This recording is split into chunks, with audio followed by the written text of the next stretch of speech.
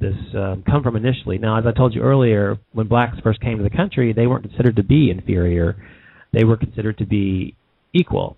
But the thing about that is blacks now are often saying that they want to have reparations or whatever. Not all blacks, just a small minority. Reparations that they were promised or whatever, 40 acres and a mule and that kind of thing after the Civil War, and which they never received. And so people are often saying, well, should they actually be able to receive this? Is that fair that they should get that? Well, let me tell you why it may be. Income disparities were created under slavery when white families received cash for the work that the black slaves did. So black workers went unpaid for the work for which similar white workers basically earned money for. So the black people were unpaid for doing the same amount of work and the same thing that the white people were being paid for. So slave owners received income which was earned by the slaves, and over the years, wealth, has been handed down through generations and is, compounded by the benefits of basically continued discrimination. In the baby boom generation, over a 45-year work life, the average white family will earn approximately $650,000 more than a black family. And so, in addition to just racism, there are barriers to class mobility, moving from one class to the next, and result basically in the children of white-collar professionals being 5 times more likely to secure white-collar jobs than children of blue-collar workers. This is basically to demonstrate that the present-day income that we have and wealth gaps that we have between blacks and whites are connected to historical differences which resulted from discrimination in income, education, and opportunities. During the colonial period, and as a nation was founded, there was very little difference between the skills of a typical white person and a black person. Both were farmers who worked with simple tools and animals and things like that, And so entrepreneurs and merchants and things like that were also found both among blacks and whites. So the point is that with all of this, without the institution of racial discrimination having existed, these farmers and other workers could have expected to have earned the same kind of amount of pay for the same amount of work.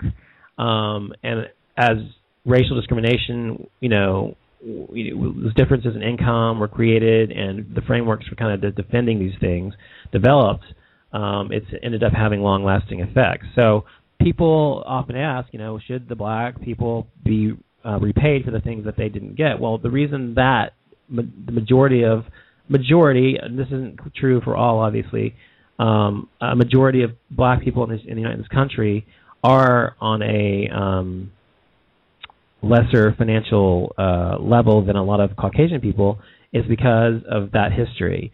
They were not given the same opportunities that Caucasian people were for so many years. So while Caucasians were passing down wealth from one generation to the next, to the next, to the next, to the next, and that wealth grew, blacks for hundreds of years were not even able to be in the game.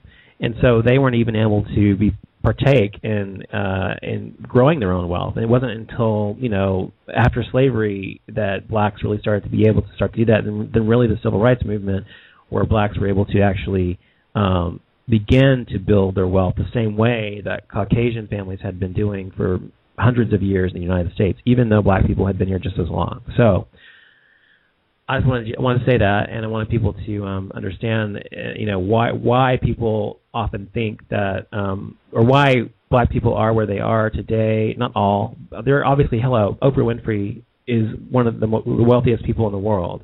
Obviously, there's opportunity to be whatever you want in this country, despite your race. I'm just saying that as a whole, people were actually discriminating against them that way. I'm going to talk about Native Americans, Grape Ape. I'm going to get to them. Just right now I was talking about African Americans, so I'll get to them. Somebody in the chat room asked about Native Americans. Looks like we have a caller. Let me take this call. Oh, you're on the air. Hi. Hello? Hello. Can you hear me? I can't hear you very well. I can't hear you very well. Okay, can you hear me now? Yes. Hi. Okay, I totally agree with you, and I do believe that black people deserve their 40 acres and a mule.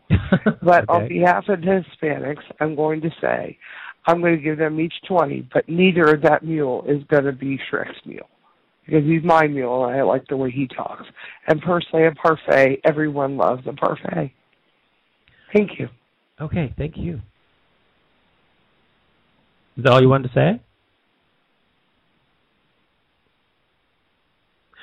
Okay, that was interesting. Okay, well, anyway, so that's a little bit about blacks and what they've gone through in our country. Of course, there's much more to the story. Obviously, we get to the civil rights, the time of civil rights and voting rights in this country, and they were also deprived equality in terms of voting and their ability to obviously participate in the system in the United States. So all of those reasons have contributed to blacks and their struggle in the United States. Now, someone had mentioned the Native Americans and what they have gone through in this country and what they have now and what they had when they began. You know, hello, when the Native Americans started out in the United States, they owned the whole place. This was their land, and they were native to what they called Native Americans. So, and then the Westerners came over here, and they, stole their land, raped their women, blah blah blah, and killed and murdered a lot of the Indians here, and pushed them all as far across the continent as they possibly could, and they have, unfortunately, been relegated to reservations to live the same life, try to live the same life that they lived before the Western Europeans came and conquered the United States. And really, that's what happened. They conquered this country. And so, as a result of that, though, unfortunately, the Native Americans have suffered a similar fate to African Americans, but different because if they want to live the same life that they were living before, they're going to be living on reservations, etc., because that's their way of life. That's their cultural way of life. Yet there's no opportunities on those reservations. There's no means of people making a real income. I mean, there's not self-sufficient usually. They're very poor people usually living on those. And as a result of racism, they're often not able to find jobs, etc. So Native Americans obviously are discriminated against as well. And then we have the Hispanic population. I mean, we talk about immigration. People today talk about immigration like they're talking about immigration, when the reality is people are talking about Mexicans. And I say Mexicans, and I don't mean Hispanics as a whole. I mean Mexicans because they come from Mexico. So people will, like the governor of Arizona, as many of you know, signed into law, or tried to attempt to sign into law, a law in her state stating that people would be able to actually stop anyone that they suspected of being an illegal alien. Now, who are they going to be stopping? They're not going to be stopping the blonde-haired, blue-eyed guy driving down the road in his Audi or his BMW. They're going to be stopping the Hispanic people driving their truck or whatever. They could also be driving a Mercedes or something as well. I'm just saying they're going to be looking for the most obvious people to fit a stereotype. And these people have been completely treated unfairly as immigrants. Now, obviously, I have a feeling about illegal immigration, and I think that they should be offered some sort of amnesty personally. And President Obama has been tried to pass a bill that would have allowed that, some sort of amnesty. So once they're here, if they haven't been into trouble or anything, and they've got here illegally, that they would actually be able to earn citizenship through going through 4 years of college and then actually, or serving in the military or whatever, or getting some sort of major contribution to society. And I think that's a great idea, but people are against it because they're against Mexican people. People don't want... It's like I hear all these people who are talking to me about the immigration. They're always talking, oh, I don't want these immigrants over here taking my jobs, and I don't want these immigrants over here bringing crime and blah, blah, blah. Well, the reality, they should be saying, I don't want these Mexicans over here because they don't like Mexican people.